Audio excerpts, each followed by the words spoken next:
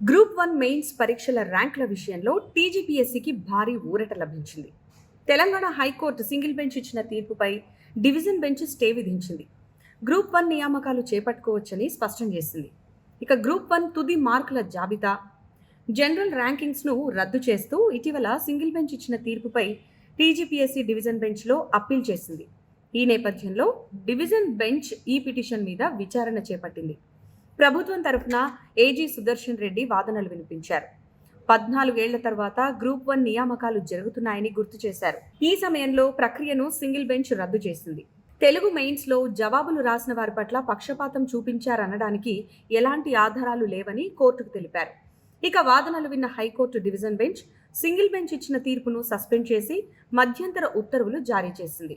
ఆ తర్వాత తదుపరి విచారణ అక్టోబర్ 16కి వాయిదా వేసింది.